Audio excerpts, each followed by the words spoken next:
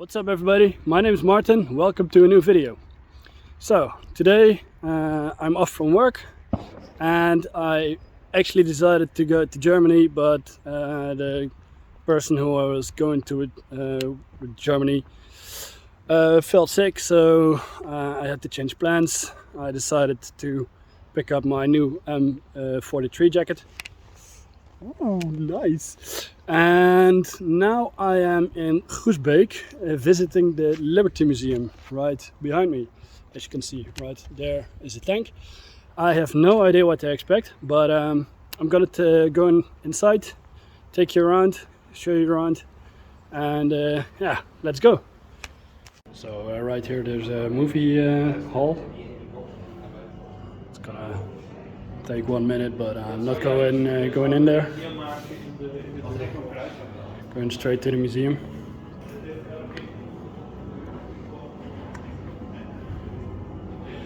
So a lady told me at the desk it started around 1900. As you can see here, there's a picture of the First World War.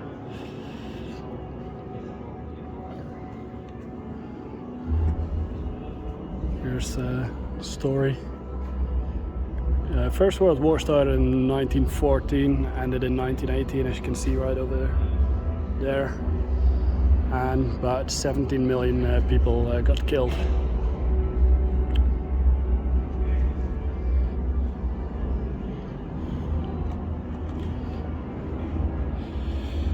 This is what Europe looked like back then.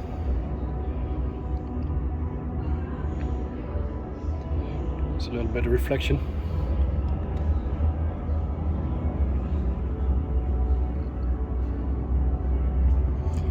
There's some parts about fascism here. Not going too deep into that. It's a German eagle.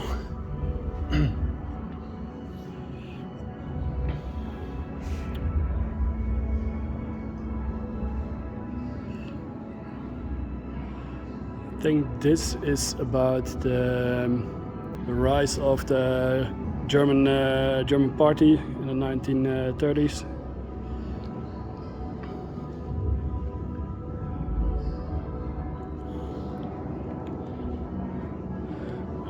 In Germany you had the NSDAP, which stands for National Socialist German Work Party, and in the Netherlands we had the NSB, which stands for Nationaal Socialistische Bond or National Socialist Party.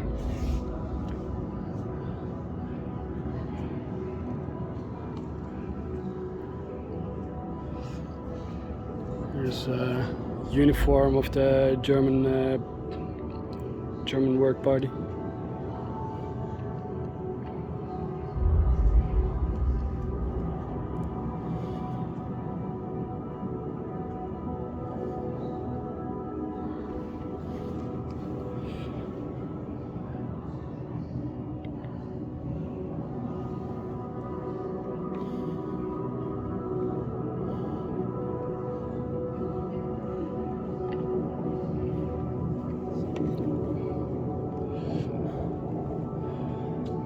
This is a kid's gas suit, excuse me. As you can see right here in the picture.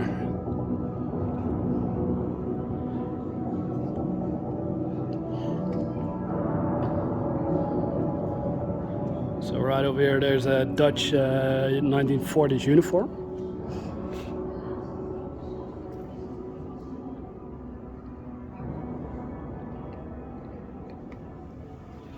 These were worn in the May days of 1940 by the Dutch army.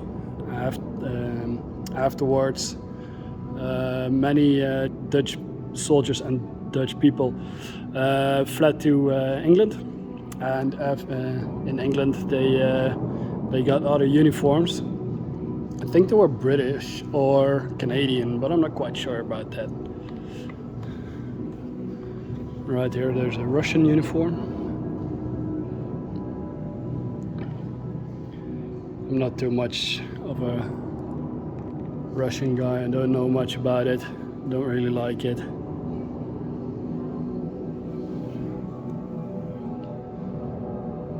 It's a very big German flag. I think this is one of those flags that you can see outside buildings.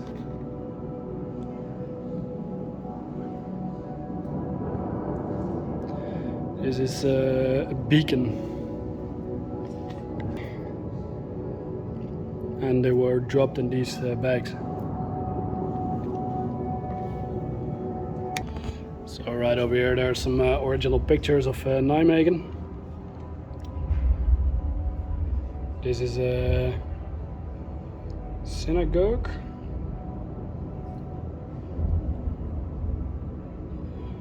Which has swastikas on it.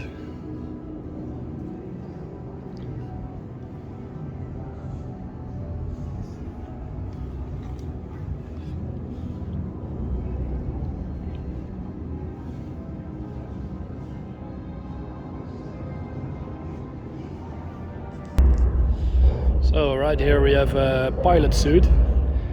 This pyjama-like suit was worn under the leather suit, and as you can see, it has all these lines on it, and these were tubes. I think it was connected with this wire to the plane, and the tubes would heat up, so the pilot and the other plane crew would stay warm in the cold airplane. Now you might think that these leather suits would be warm enough, but also raids were flown in December, February, January, and then of course way colder than during the summer. So it's nice to have a spare heat suit that you can wear under the leather suit. These are concrete training bombs, and right here they could place smoke grenades in there, so that as soon as the bomb hit the ground, the smoke would go off. So that way you can see if you hit your target, and it wouldn't go to waste of regular bombs, which would explode, and they needed the resources, of course, for building other bombs, building planes, building other war material. So concrete bombs, training bombs, is of course a very good option.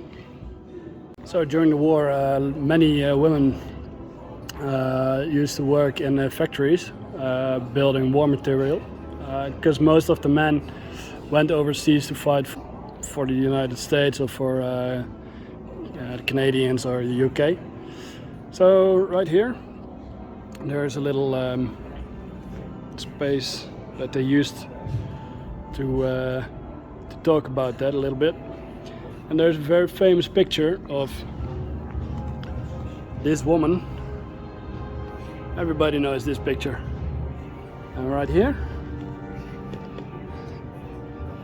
they reenacted it.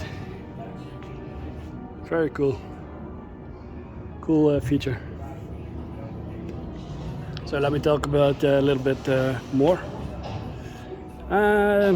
About 6 million American women used to work in factories. As I said, also in Canada, in the UK. Most of the women were fired after the war, because women were seen as a lesser gender. Because sadly, women back then weren't seen as they are seen these days. But they still contributed to the war. Did a very good job making planes, vehicles, also guns, bombs, ammunition.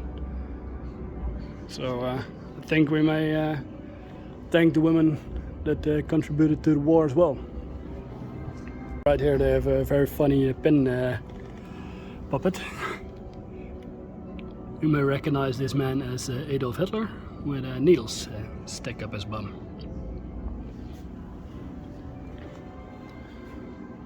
Right here you can see some weapons used during the war. Up there are two Russian weapons. The upper one is the PPSH, the lower one I don't know, and I think it's butt ugly. There's the American Thompson, the M3 grease gun, MG34 and the mighty MG42, also known as Hitler's buzzsaw. Right here you can see another woman working at the factory. These ladies are creating planes. Right here there's some more.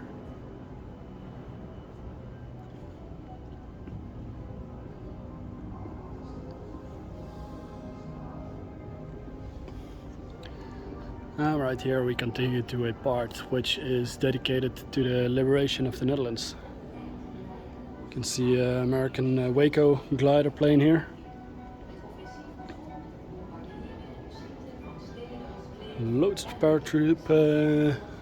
paratroopers. This is an original piece of a Waco glider, I think. It was cut out.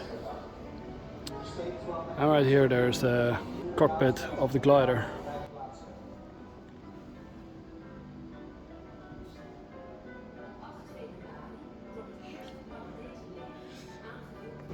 These are Allied bikes, and as you can see you can fold them. Just unscrew that one and that one, and you can fold it up and put it in a glider or in a plane, and it's easy to carry with you. Well, right here they made a little display about the wall crossing. I sadly don't know too much about it, but it happened after Market Garden.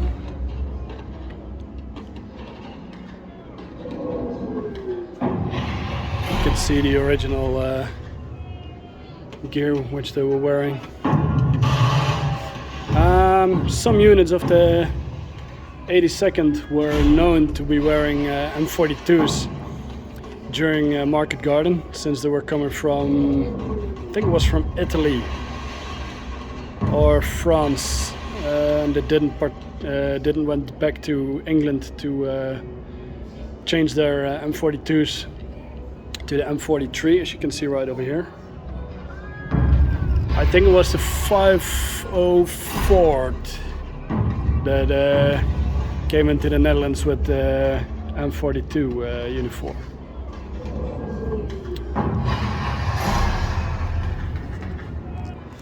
Right here you can see some items that a soldier was carrying. This is a wristwatch. This is a Mae West.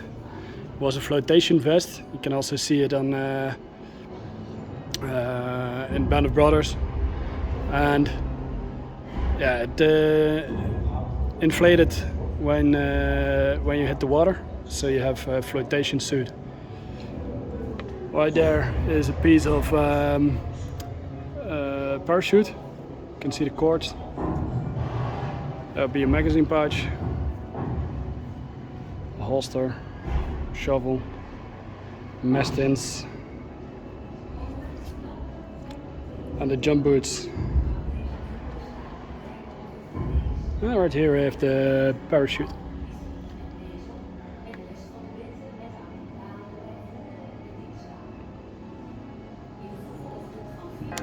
So this is a very nice detail. During the war, silk was very expensive and hard to come by, because they needed lots of silk for the parachute. So this soldier took the parachute silk, sent it to his wife. She made a wedding dress out of it. I probably had some left. I made a little suit for the little kid. I always love these details. Seeing these in museums is just incredible. Very cool. So right here there's a telegram.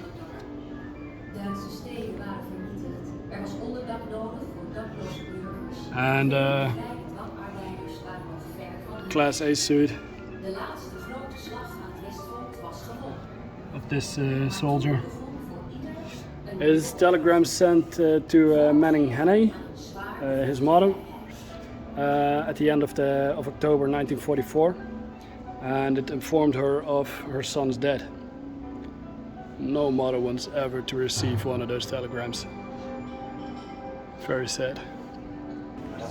So the 5th of May marks the liberation of the Netherlands, 5th May 1945. And right here you can see two pet newspapers, Germany quits and Hitler dead.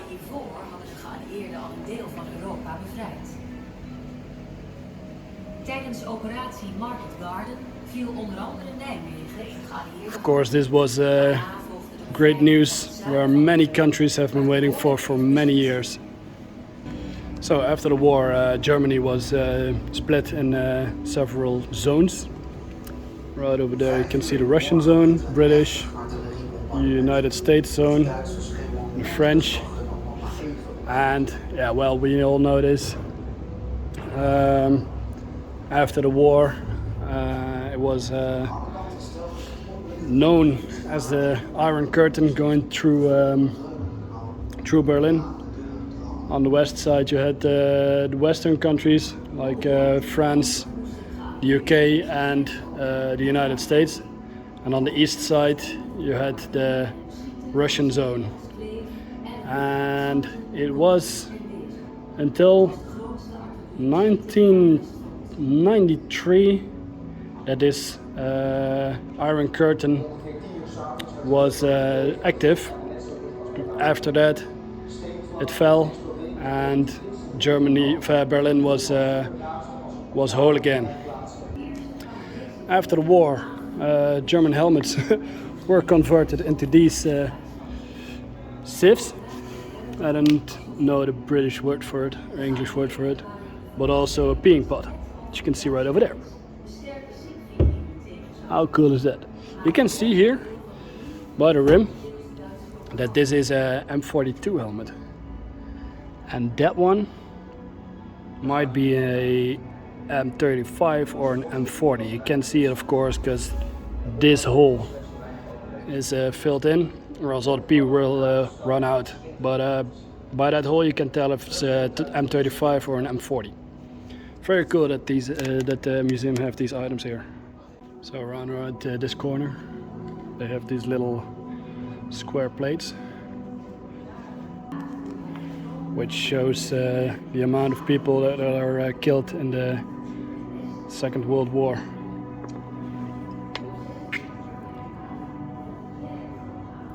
It's Australia, 40,300 people, 700 civilians, 39,600 soldiers.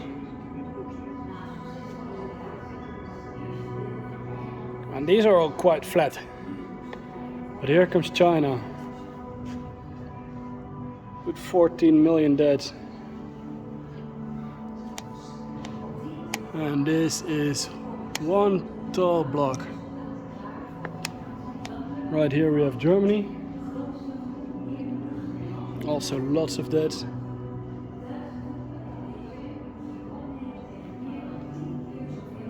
I think it's around half the size.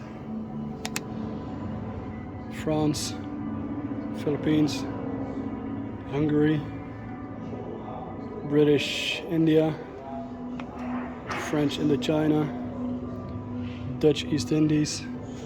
These are all piling up, as you can see, compared to France and Belgium and Australia, Italy, Japan also very much, Yugoslavia, Korea, the Netherlands, Poland, Romania. Poland also has quite a lot. actually, compared to the other ones. The UK and the United States. And right here, there's the Soviet Union. And this is just unbelievable.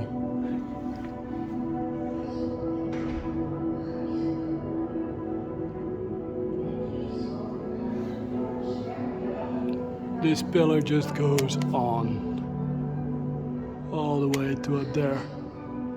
Unbelievable. And they say that the Germans were bad, but the Russians were also very, very terrible.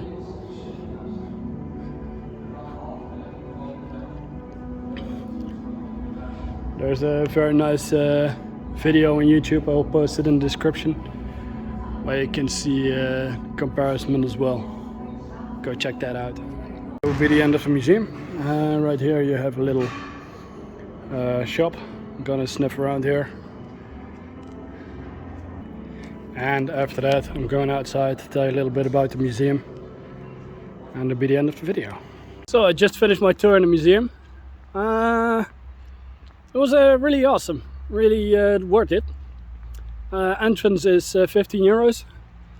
It's located in Groesbeek. I will put a link in the description from the museum itself. But yeah, it's definitely worth it. Nice displays here and there.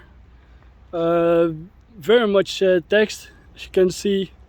Everything was nicely explained. So yeah, definitely worth the visit. So, as I said, those will be the end of the video. I hope you enjoyed it. Please leave a thumbs up if you did. Subscribe to my channel if you haven't already. And then I will see you next time. Bye bye.